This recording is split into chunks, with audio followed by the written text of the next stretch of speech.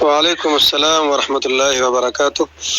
د ملګری پوښتنه کړې ده چې په موبایل په رینګ ټون باندې یا الارم باندې ځان ته د را بیدارېدلو لپاره تلاوت یا اذان لګول د څه حکم لري، جایز دي او که ناجایز دي؟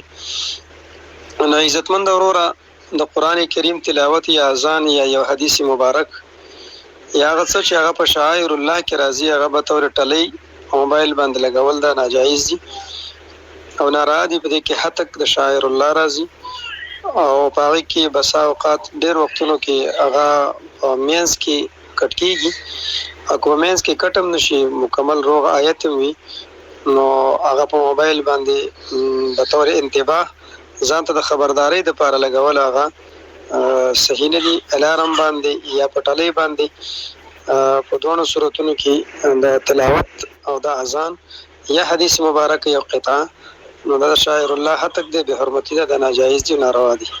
جزاک الله خیرا.